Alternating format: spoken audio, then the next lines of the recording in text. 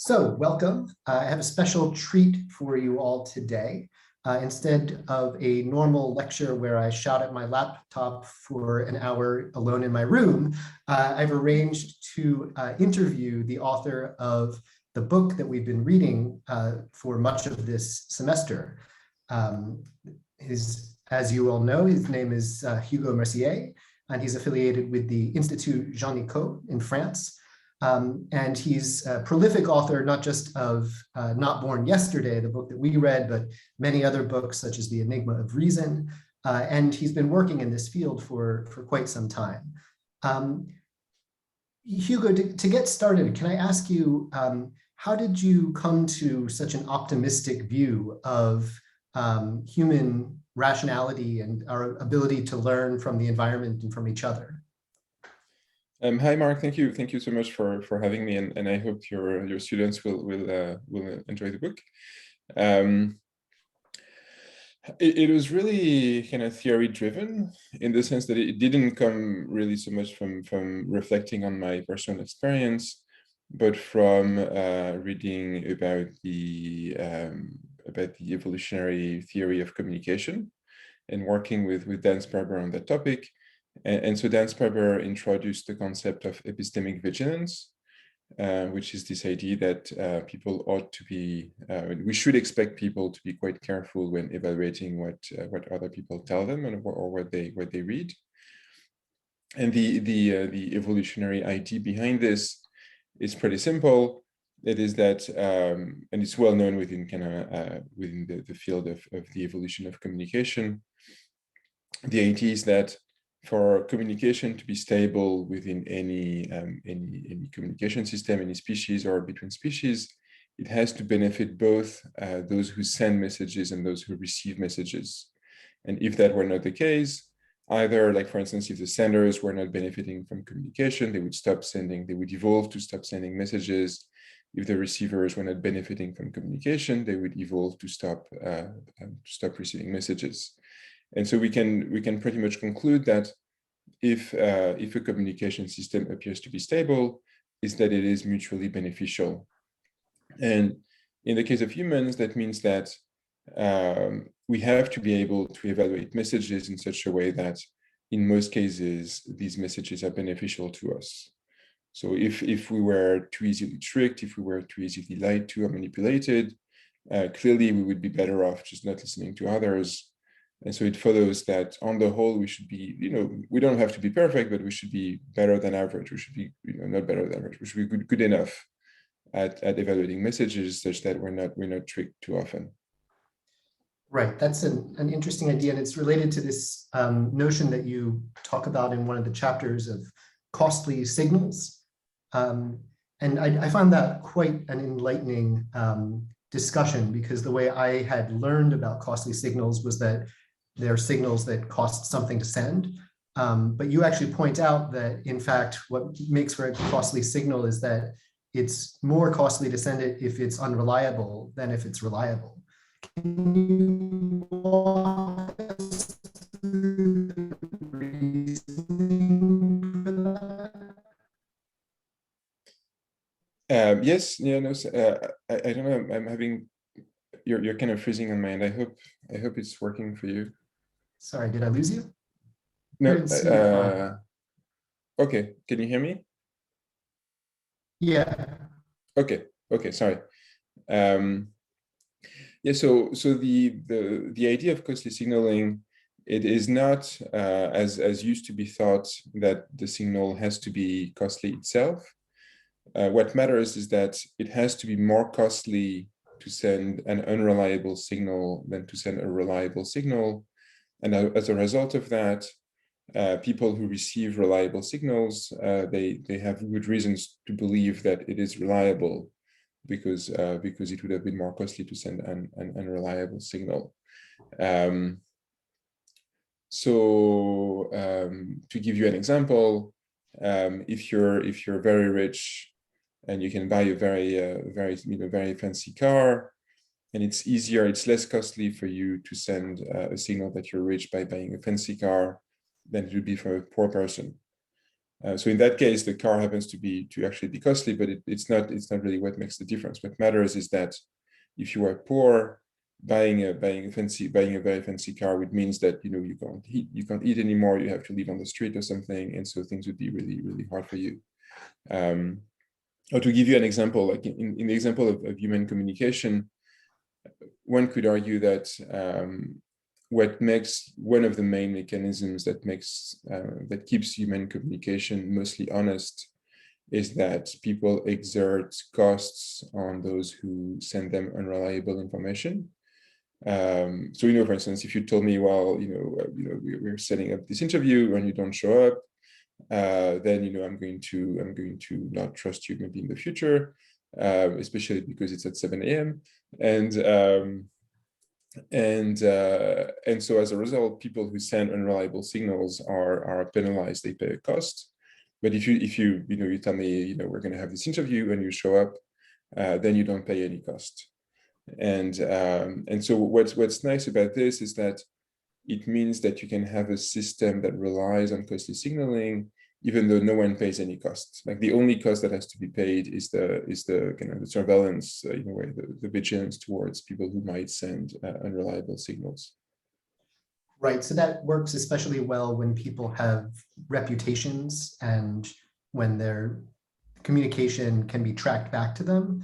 I guess one worry that I have about the rise of things like internet communication is that people are very easily able to have multiple accounts, to have pseudonymous or anonymous accounts, and to change their account names whenever an old one is like sort of burnt up with its reputation. So I wonder, do you think that the affordances of anonymity and pseudonymity on the internet are liable to undermine this kind of vigilance and the ability for us to use costly signals? Yes, and what that will do, I think, is not what we might expect. So I think that the effect of that will be that we won't trust people enough because we don't. So we might have someone who has some kind of anonymous handle on the internet, and if they say something that's interesting and true, you might not believe them because you haven't had time, or they haven't had time to build a reputation as being someone who is trustworthy and competent. So I think the main issue with this is that there's going to be a lot of potentially good information that's not going to spread because people haven't had time to build trust in each other, rather than bad information is going to spread because you haven't had time to realize that people are unreliable. So broadly, the idea is that by default, people tend to be quite vigilant, and if they don't have good reasons to believe something, they're going to not believe it. And so if someone tells you something that seems a bit surprising, if you don't have good reasons to believe them as a source, then by default, you will tend to reject what they tell you. Yeah, so this seems problematic for things like whistleblowing and leaking information to the press, right? So suppose I have incriminating evidence against a big company or against my government, and I anonymously link to it, then I'm likely not to be believed, even though I'm right, or even though the evidence is reliable. Yes, no, I guess that must be a dilemma for journalists who must receive kind of valuable anonymous tips, pretty commonly, but if they don't have some confirming evidence, they can't really do anything with them. And so that's just one example. I think that's a good one, in which anonymity really the main result is that people are not believed enough. Yeah, so that's interesting, and it connects with something else that you mentioned briefly about surprising messages not being believed. So one of the vigilance mechanisms that you discuss in the book is this idea of, well, is the information being conveyed consistent with what I already take myself to know? And if it is, then I'm more likely to accept it. If it's inconsistent with what I already take myself to know, then as long as I've got a reasonable amount of self-trust, I can just reject it. That struck me as interesting, but a little bit worrisome, because maybe at least in some domains, I shouldn't trust myself. So it seems like I could end up sort of retrenching my beliefs in a way that seems rational from the inside. Do you have any thoughts about that? Yes. So the first is that it's quite important to differentiate between that mechanism you describe and having a confirmation bias. And people for a long time have kind of tended to confuse them. So what you describe essentially is taking your priors into account. And on the whole, it is obviously a sensible strategy. Like if you tell me Australia has just been shot into space, well, it really violates my priors, and it's a good thing that I'm not going to believe you, even though you have first-hand evidence, presumably. And so it's a sound strategy on the whole, and it doesn't lead to, by default, it doesn't lead. So it leads you to stop, accepting information that challenges your beliefs, but it doesn't reinforce them either. So, I'm not going to believe that Australia has been less shot into space because that, if you tell me that Australia has been shot into space, I'm just not going to revise my beliefs either way. So it doesn't make things worse. It just fails to make things potentially better when I refuse information that actually would have been good, even though it was surprising. And yes, I guess the way we overcome this is not by realizing necessarily that we are systematically mistaken in some domain, but rather by realizing that other people are systematically better informed than us in some domain. So it's not so much, I think, a matter of self-perception and kind of introspection. I mean, to some extent it is, but as a matter of realizing that, for instance, broadly in the scientific domain, well, I don't know anything about physics, so I'm just going to defer to physicists because, I realize that my intuitions about physics are completely, mistaken, and so in that domain, I'm going to trust other people, and on the whole, people aren't so bad at figuring this out when they grow up. I mean, there are exceptions, but people don't do that so badly in most domains. So there are a few exceptions, but on the whole, people do that relatively well, I think. Yeah, I mean, there's some interesting and dramatic sort of exceptions to that rule, of course, thinking about vaccine skepticism, for instance. And part of the problem there is that there are cranks and other alleged experts that people can turn to if they're not sure whether to trust themselves.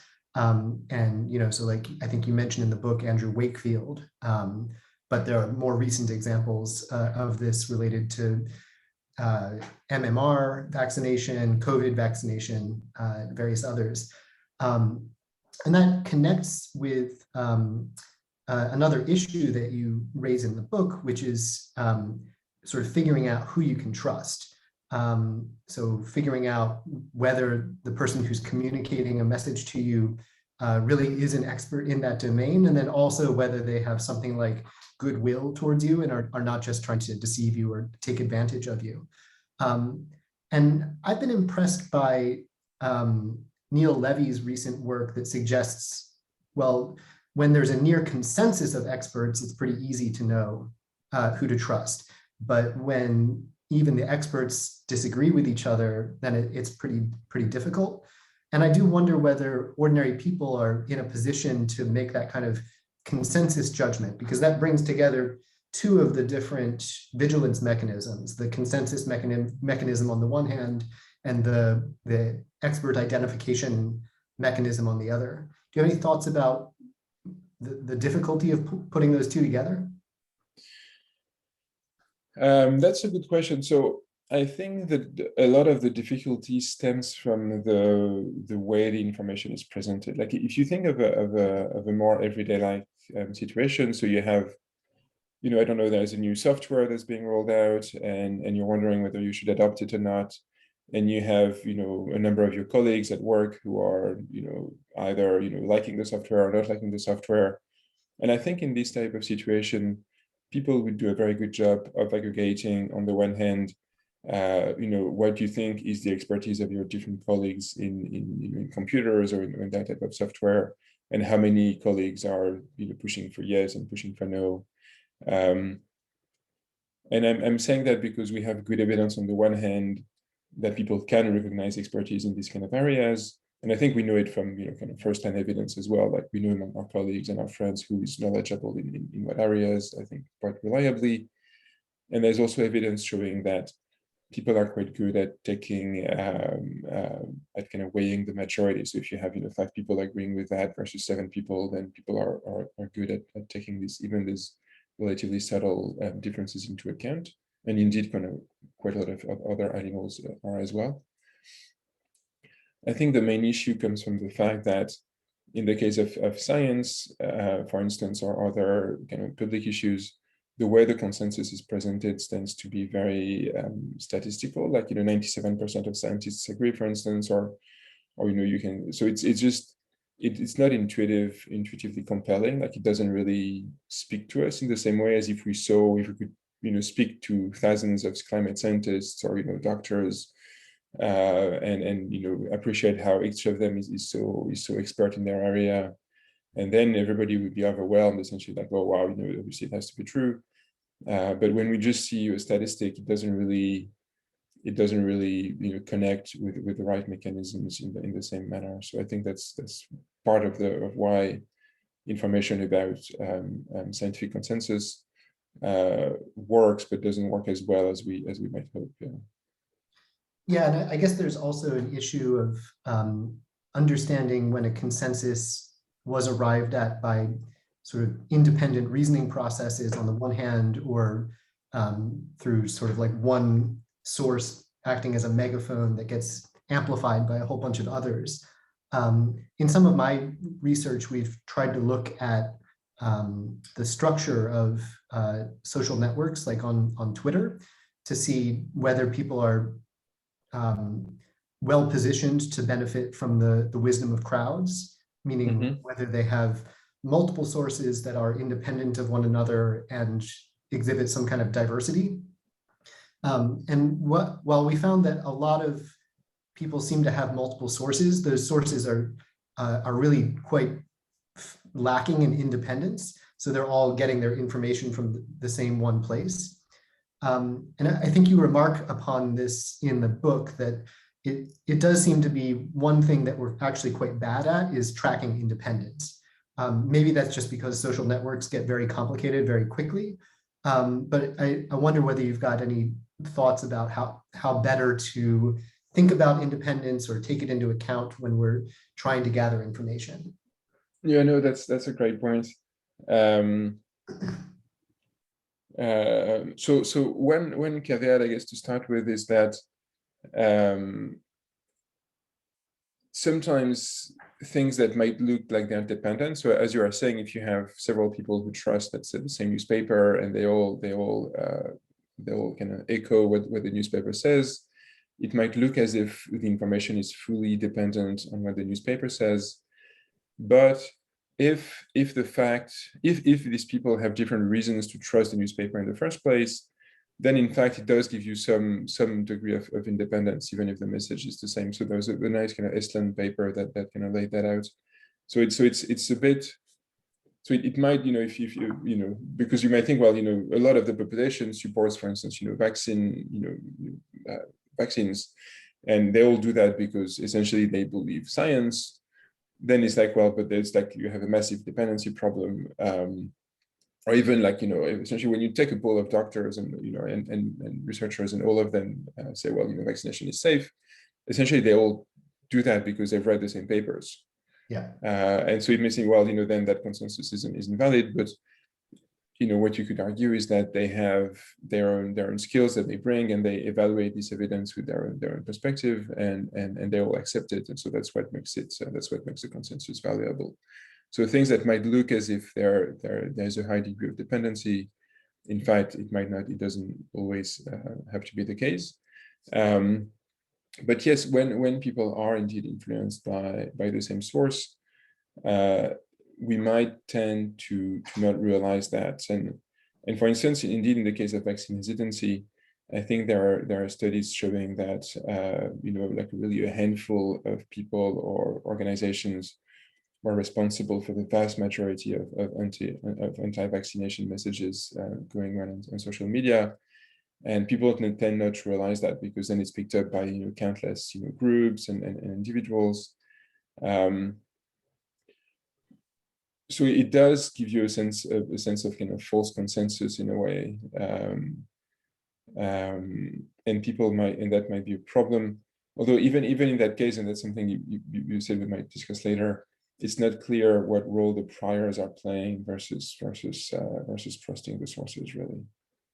Yeah, that's a difficult thing to measure, especially because these tend to be people who don't trust scientists. And so if you try to survey them, they might give you crap data on purpose. Yeah, no, to make things worse, it's hard to get like the hardcore, like so typically, you have people who are broadly kind of pro-vaccination. You have people who are, they're not so sure, really, but usually they end up taking the vaccines once most people have taken them.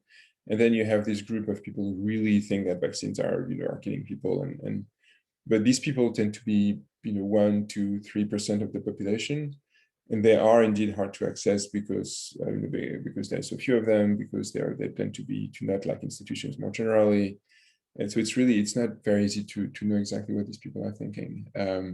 But they exist not quite everywhere, but in most places you'll find them.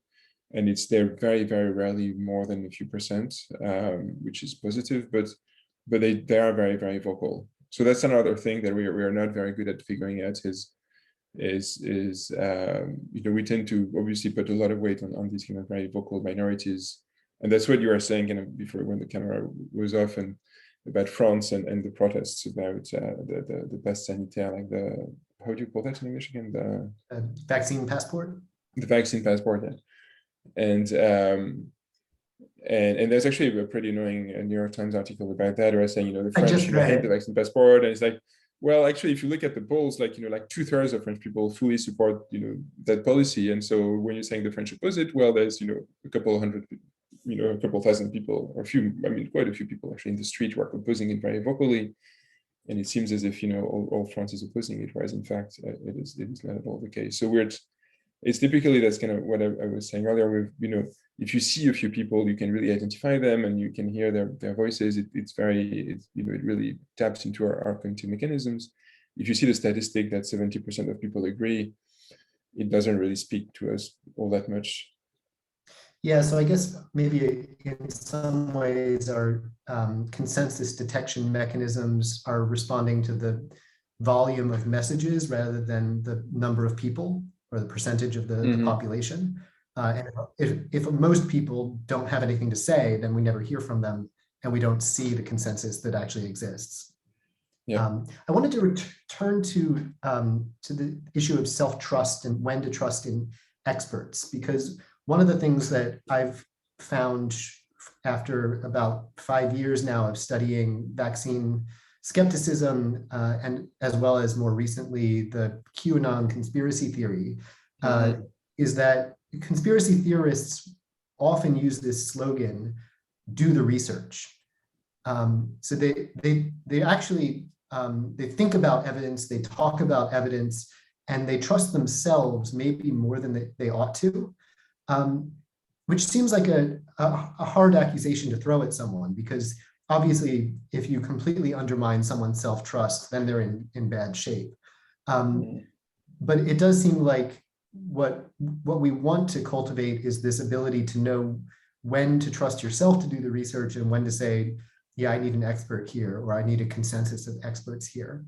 Have you done any research related to that, or have any thoughts about that? No, I mean, the thing I just want to say, I guess, and I don't think it's something I mentioned in the book, is that from reading a bit about conspiracy theorists, like people who spend a good chunk of their time really engaged in reading about this stuff and talking about this stuff, it seems as if when they say you have to do the research, so part of it is this kind of epistemic statement, but but a lot of it is just like doing research as an activity is something that they enjoy. And in a way, something that we can understand as philosophers, researchers, or like journalists who also study these people. They spend their time doing this, and they enjoy it. That's why they do this work. And I think that should help us relate a little bit to conspiracy theorists, in that even if the conclusions we reach are dramatically different, I think there's the same enjoyment in the process. And I remember talking to this journalist who had studied very closely some QAnon supporters, and these people describing to him, the chill they would have when they would connect dots and they would figure out whatever evil scheme was afoot and whatnot. And it's something that I think we can relate to in a way, because that's also what makes us tick to some extent. And I can understand why, we can understand that feeling. I think it's sad that they do it in such a manner that it really leads them astray. But the motivation, I think, is not completely mysterious. Yeah, I think that's right. There's a sort of eureka feeling that you get when you discover something or think you've discovered something. There's maybe a bit of a sense of superiority to other people. If you've got it figured out, then they don't. And I've even heard the QAnon conspiracy theory being compared to like a live action role-playing game where Yeah, I think it's a great analogy. Yeah, it's almost like make-believe. Like you don't have to fully endorse it, but in the world of the game, all these things are so fun and interesting. Yes, and I think within that world, that's how you gain status as well, by developing new theories, by linking new things that people hadn't linked previously, by finding new kind of evidence. And in many ways, I mean, it's like a distorted mirror vision of science or journalism. And it's quite yeah, I mean, because I mean it's a bit sad, but essentially for most positions, if we just look at the scientific consensus or look at what the mainstream media is reporting on factual issues, what we have to do mostly is to be relatively passive and to accept that. And so as researchers ourselves or journalists, we're very lucky that we don't have to be passive. We can really participate in that process, and I can understand how for people who don't have that opportunity, for some people it can be a bit demoralizing or something, to just be told, well, look, you just have to accept the consensus and that's it. And no, they want to take part in the process, and if they don't have the right, if they're not situated in the right kind of institutional context, this can go astray. Yeah, one of the slogans and hashtags that we found was most distinctive of QAnon in some recent research was saying, "We are the news now." So it's almost like they want to construct this new edifice, like sort of counter institution to the existing institutions. Yes, yeah. And my feeling about all this is that a lot of it is about status, and you have people who maybe don't have the status that they believe they would deserve in society, and one way of reclaiming the status that they think they deserve is by saying, no, look, we have the truth. We are the one who have the right information. And you see that quite a lot as well in kind of crackpots. And people who think they think they're smarter than everybody, but they don't really have the right training to actually be developing new theories of quantum physics and whatnot. And so they prove that Einstein is wrong and all that, and they try to think that to show that they're smarter than everybody. It kind of backfires typically, but yeah, I mean, it's all of that is partly a drive for status that expresses itself in a way that that's very kind of epistemic in how you want to claim the higher status. Yeah, so that connects to chapter 10 of your book, which is about titillating rumors. And if I recall correctly, so I only have the electronic version because my physical version is in my office, which I'm not allowed to travel to because it's locked down. Yeah. I had it all marked up, but I can't get to it. I know. Yeah. But one of the things, if I recall, you argue in that chapter is that a lot of rumors get passed around by people who don't even believe them themselves, but they share them thinking like, Not well, fully. yeah, it's like this would be important or big if it were true, so I better pass it along just in case. And Yes, it's no, also kind exactly. of status seeking. Like if you heard it from me first, then you're going to think highly of me. Yes, yes, exactly. I think it's not something that's very. So the bit about rumors not being fully believed anyway. So it's usually not people who actively believe that they're false. It's just you don't have to be fully persuaded that the rumor is true for you to spread it. And indeed, in many cases, people they take precautions when spreading these things by saying, most people say, or people say, or I've heard. So you distantiate yourself a little bit from the rumor, so that if it does turn out to be false, then you say, well, I'm not the one really who was spreading it. It's just something I heard. But at the same time, if it does turn out to be true, or if people never find out, you do get the credit. But because typically a lot of these rumors are about potential threats, like there's a pedophile, in the area, or there's such and such danger. And there is a nice study by Pascal Boyer and his colleagues showing that people who give us information about threats tend to be perceived as more competent. Which makes sense because it is really important that we should be made aware of potential threats in our environments. And so we reward these people reputationally, people who actually warn us about threats. And what Pascal points out is that, and that goes beyond rumors to things that are like superstitions, like if you don't wake up and put the left foot on the ground, then you're going to be cursed or whatever, is that when these beliefs are in place, and even if people don't believe them all that much, if engaging in the action or acting on the basis of the rumor or whatever, if it's not costly at all, or if the cost is very, very small, then most people might do it just in case. And then you never find out what would happen if you were not respecting the superstition, if you were not believing the rumor. And so the belief about the threat might persist for a very long time because people don't really dare to check whether the threat is real or not. Yeah, that seems quite plausible. It reminds me a little bit of some stuff in the moral psychology literature on disgust, which points out that there's a kind of an asymmetry when it comes to disgust. So if something is poisonous or infectious and I eat it or put it in my body in some other way, I might die. Whereas if something is perfectly fine to eat, but I'm disgusted by it anyway, then I just skip one meal. And so it's like, well, it makes sense to be hyper vigilant when it comes to things that can kill you, and also other threats that are dire threats. So this may be sort of the same explanation for why people are passing around these kinds of rumors. Yes, no, on the whole, I mean, we should be much more attuned to this kind of so there are different things in the process. So one is, should we believe it more? Should we act more on the basis of more kind of negative information? Should we be more likely to pass it along? Should we memorize it better? And I think at most of these steps, the rational answer is that yes, I mean, if there's a potential cost involved and there's some kind of degree of plausibility to the threat, then it's better to take it a bit more into account than you would for a version that would be about something positive. And there is some work into showing that people, if you use kind of framing effects such that you have the same information that is framed either negatively or positively, people tend to be more likely to believe the negative version and to want to spread the negative version. Yeah, so that's interesting, and it's related to actually something that I kind of skipped and wanted to come back to. So Jason DeCruz has this interesting paper about distrust as opposed to trust.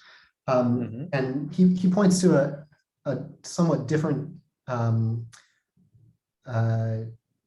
asymmetry, which is that if I put my trust in you, then I can find out whether you prove trustworthy. So putting your trust in someone is actually a way of learning about them. Whereas if I don't put my trust in you, then I never get to find out whether you would have proven trustworthy in the counterfactual scenario. So it seems like, especially if you can afford a small loss or medium-sized loss, it might be a rational strategy to sort of be what might seem like over trusting, not because you are going to get it right every time, but because it's better to sort of test the environment and learn like, oh, that one didn't work, and that one did, rather than being extremely conservative and never finding out.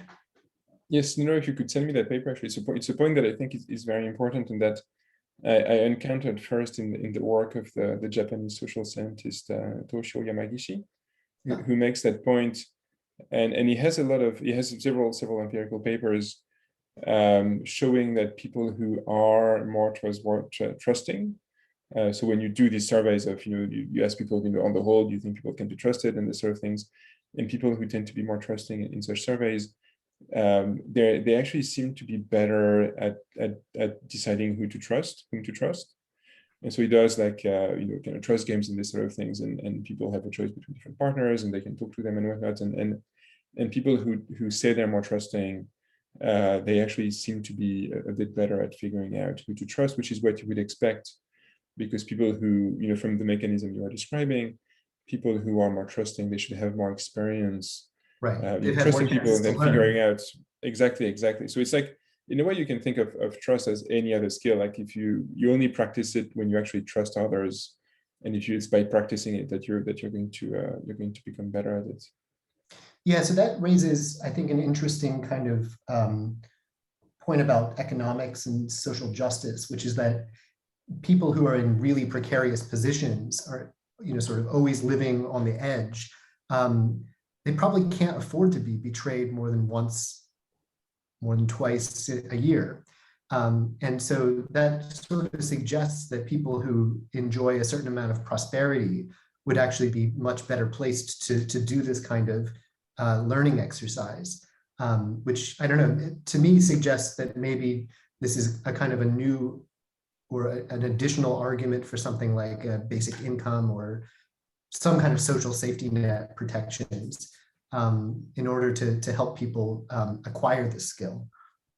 Yes, I completely agree. That and there's quite a bit of work now done by people like Daniel Nettle in the UK, and my colleagues in France like Coralie Chevalier and Nicolas Beaumont, suggesting that indeed being either having grown up in or currently being in a very kind of impoverished and environment with a lot of variance in your, in some days you might really kind of go hungry and others not, but that this type of thing tends to make people less trusting. And as you are saying, the issue is that can become like a vicious circle, in that if you're less trusting, then you're going to create fewer opportunities for yourself, and you're gonna, you're even less likely to escape the kind of dire circumstances that you're under, and that indeed trying to make environments less variable and less horrible at the extreme end of the spectrum should really help with this thing. So I think this kind of research more generally is a good argument for some kind of UBI. Yeah. Interesting. Cool. Well, to sort of switch gears slightly and talk about a different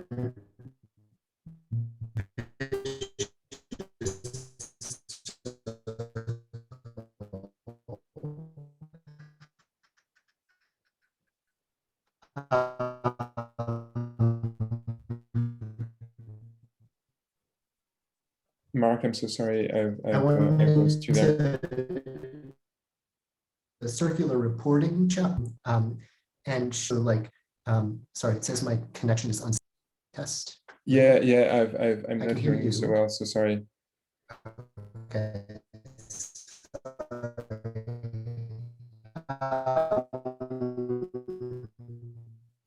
I can't hear you. I'm sorry.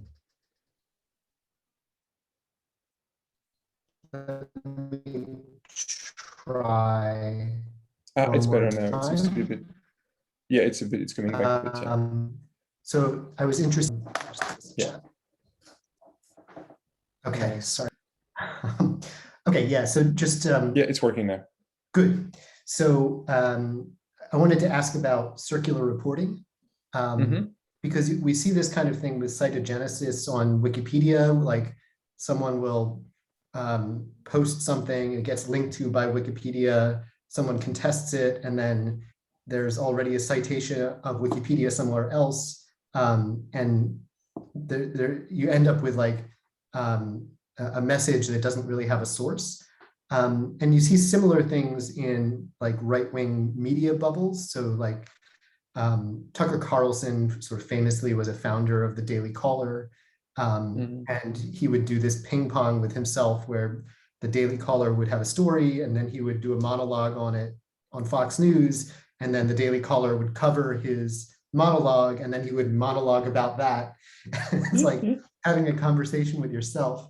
And it seems to me like, again, the current state of technology makes this kind of thing more likely than it used to be, or at least likely in a new way. And I'm curious whether you have any thoughts on like how better to regulate media in order to address this kind of problem. So I think the issue and the example you're taking is maybe quite illuminating in that respect. I think the main issue with this type of thing is, and it's true for media effects in general, it's not that it will necessarily lead people to accept wrong beliefs, but it might lead people to pay attention to the wrong things. And so broadly within the field of communication and political science, people have found that the media tends to have kind of small effects on, if the media wants to make you vote for such and such person, the effects tend to be pretty small. But where the media has a larger effect in agenda setting powers in a way, so it's if everybody in the media talks about such and such issue, then people are more likely to believe that that issue is indeed relevant. Even though on the whole, the media is still kind of mostly demand driven. Like if they're not going to talk about something that no one cares about, and everybody's so there's some back and forth. But among all the issues that people kind of care about, if the media really focuses on one, then people are going to think that issue is even more important because it becomes common knowledge and common ground that it matters and all that. And I think what you are describing in the case of Tucker Carlson, kind of blowing up some issue that. And you can see that all the time in his kind of shtick that you take some issue that really no one cares about at all, and it makes it a big deal, and then other people talk about him making it a big deal of it, and he talks about them making a big deal of him. It's like it becomes a thing, and he's quite good at doing this, to be fair. And it's not clear what I don't know. I'm sorry, I don't really have a solution. I think just to keep things in perspective, and that's a bit of a glass half full, glass half empty. Most people still don't care. The viewership of these things, it's like a lot compared to other shows, and it's more than you'd want, but it's still like a small minority of people who watch these things and who are interested in these things. And so, for instance, there is these studies that had shown that if you present different news programs to people, you can change, at the margin, you can change a bit who they intend to vote for by highlighting different areas, these sort of things. And then they redid the experiment in a more realistic manner because people could actually change the channels. They weren't forced to watch the news for the experiment. And what they found was that the only people watching the news were people who were interested in politics, and these people had opinions that were much more entrenched, and so they did not change their minds.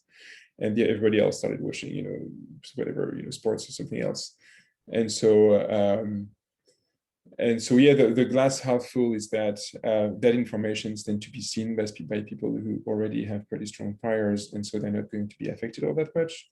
And the glass half, sorry, there was the glass half empty. There's the glass half fully, and the glass half empty is that most people don't care about politics at all, and as a result, they're not even misinformed; they're just uninformed about most things that some of us believe are important.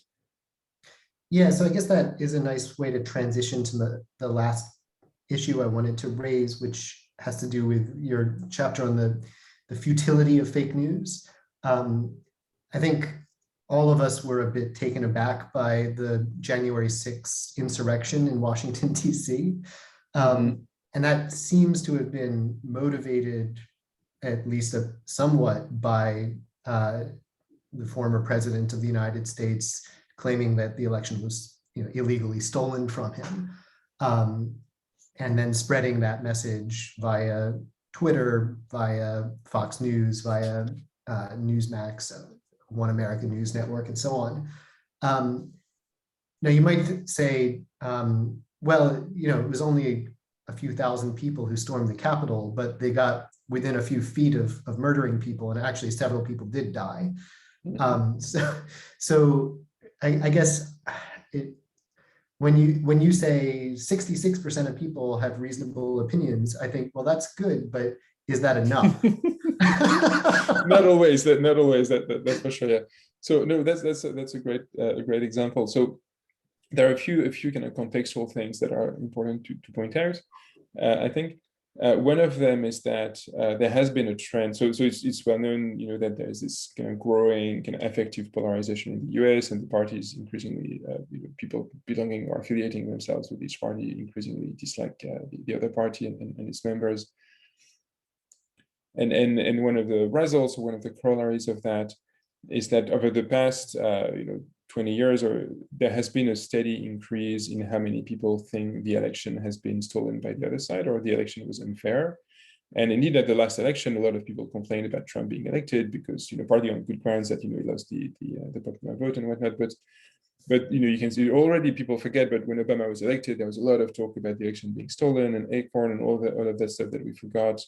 But if you look at the trend, the current belief in the election being stolen is exactly in the trend line of what had happened before. So this is a very, very worrying trend line, but it's not such an outlier in terms of polling and how many people believe that the election was unfair or was problematic. The big difference this time, and that's something that did not happen at all in the past elections, is that you had these people who did something about it, who really tried to overturn the result, both in terms of officials trying to do something about it, and which is actually probably the more dangerous, and in terms of these people who gathered on the Capitol. And I think the big difference in this time compared to the past elections is, as you are saying, the messages from the leadership. Like all the past elections, the loser had conceded, and so even though the beliefs that the election was stolen were still circulating, people didn't feel they had the legitimacy or the backing from authorities to do anything about it, and so they didn't. Whereas in that case, I think people really believe that Trump had their back, and that he would support them, and that the police would support them, and that they were rightful in their actions. And as it turns out, they are not entirely misguided, in that there was very, very little security at the Capitol that day, and the National Guard took over. So they were not completely wrong in a way that's very disturbing.